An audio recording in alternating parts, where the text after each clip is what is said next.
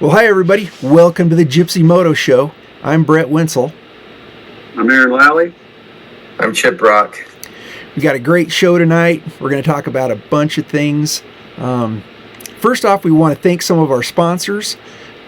Huge shout out to Sturgis Guns.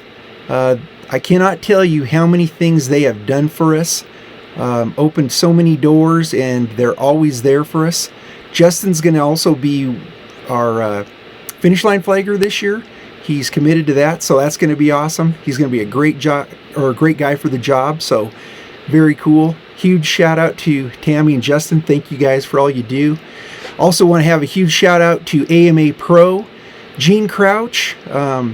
We cannot thank you enough for everything you've done for us and everything you continue to do. We love working with you. So thank you to Gene Crouch, AMA Pro, Caterpillar. That's another one Gene and Cameron Gray have brought to the table. We have had so much help from Caterpillar.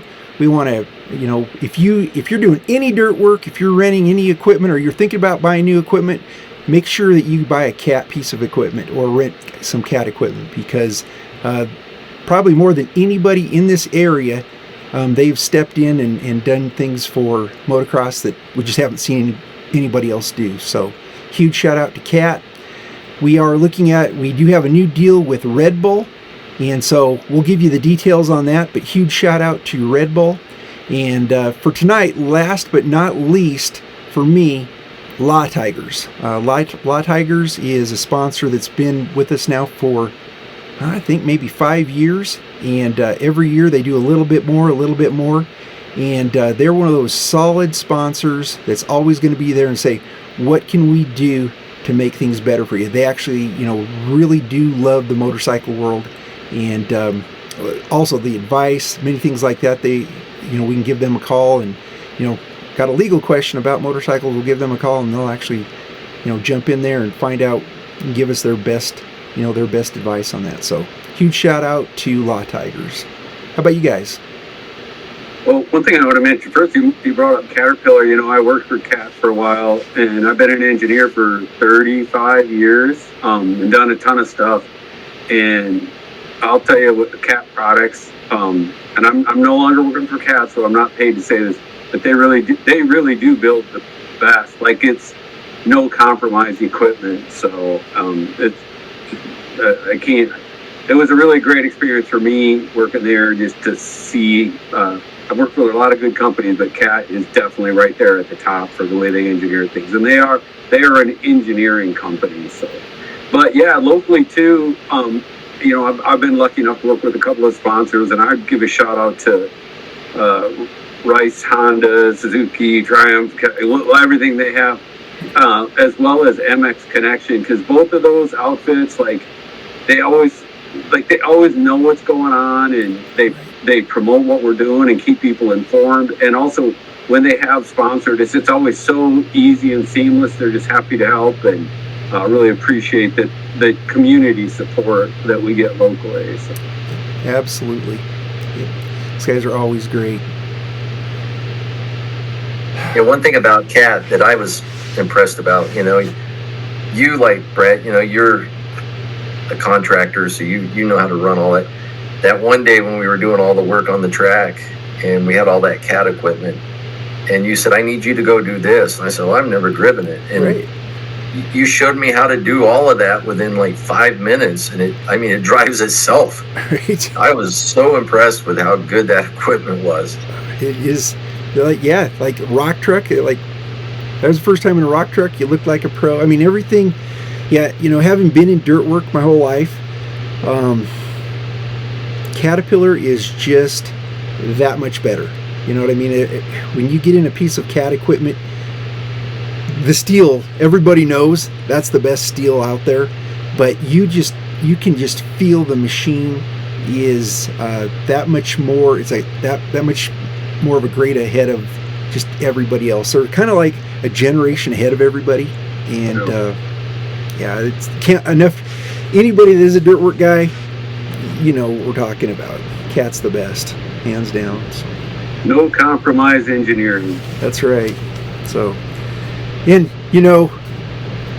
on that note, I said all they've done for motocross. Well, let's be honest. Look at everything they've done for motorcycle racing in the Black Hills. So not just motocross, but huge at motocross. I mean, if you look at the things that we've done at the racetrack, absolutely mind-boggling. But let's look at hill climb.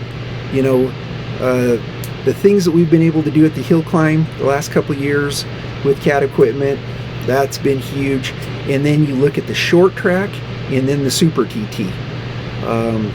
There was absolutely no way without mining equipment that we were going to be able to move that much dirt in the time that we had to do and be able to turn around, do 2 AFT national flat tracks, and the very next day turn around and do an AFT Super TT, you know, and move just that much dirt. We had to have a scraper, we had to have a 972 loader. I mean, we're moving lots and lots and lots and lots of dirt, and would not have happened without CAT equipment. So, you know, when they decided to do the Super TT, we had like about a week to get ready.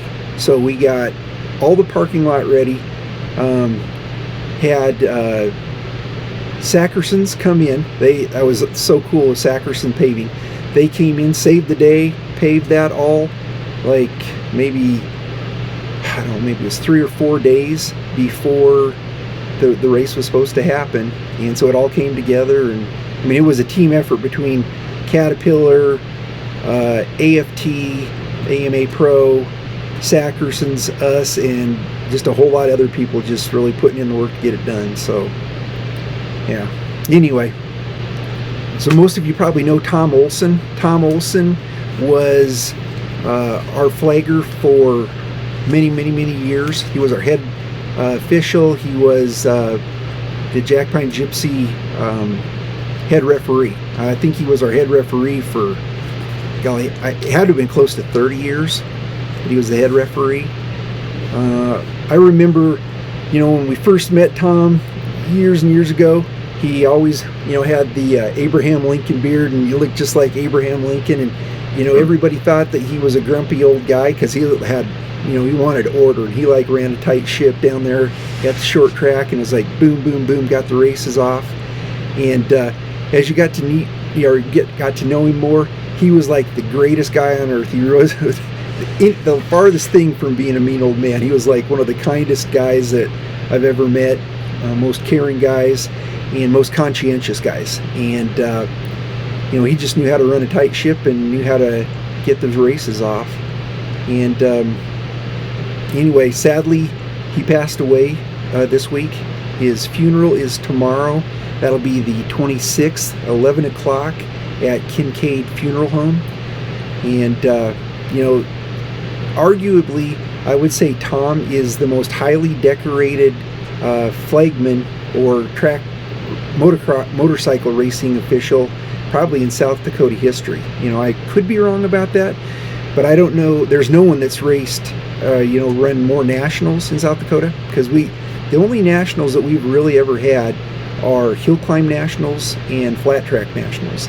And he did those for many years at the Sturgis Half Mile and the short track.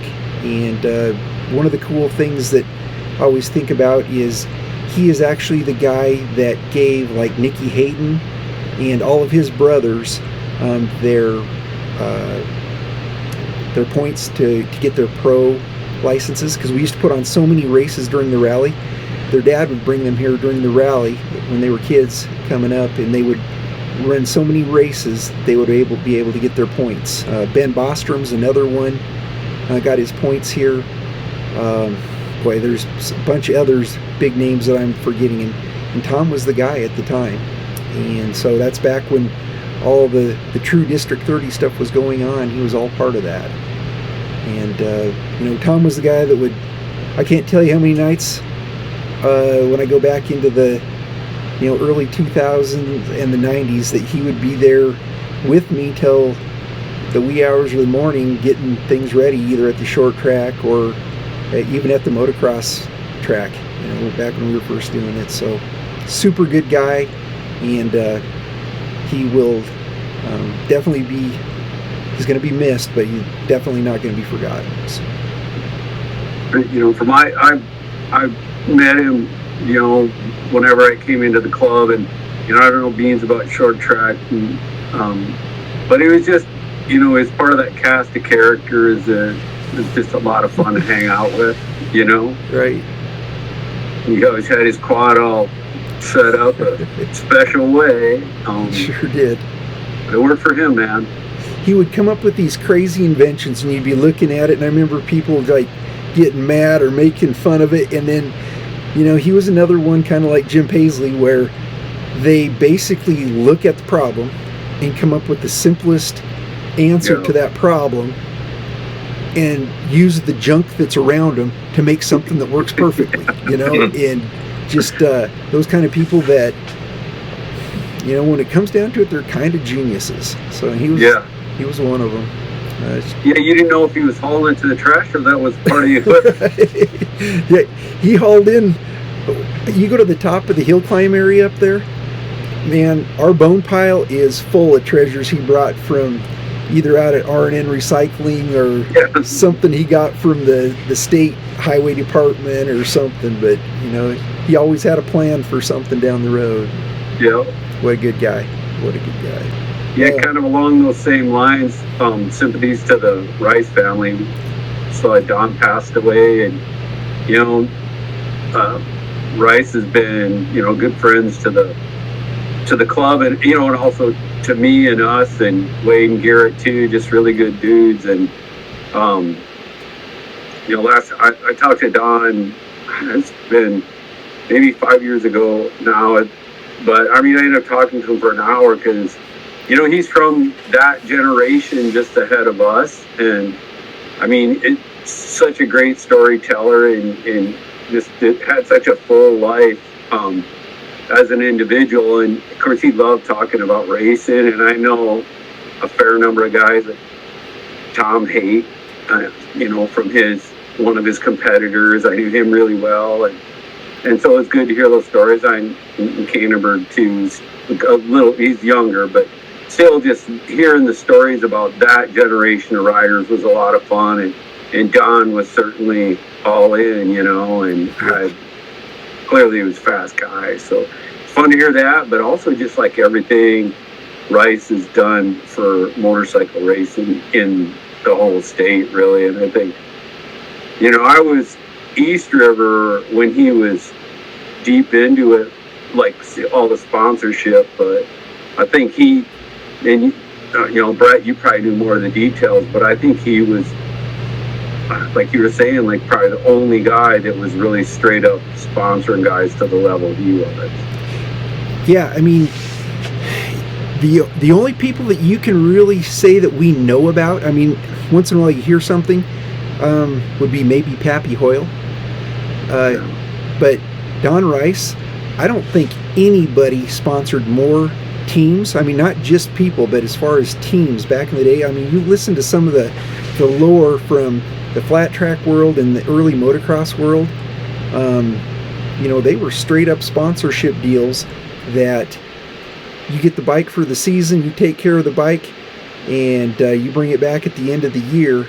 You didn't pay anything for that bike, and you race with Rice Honda colors, so to speak. And we don't see anything like that. That's the real deal. And those are kind of the glory days of the motorcycle racing world.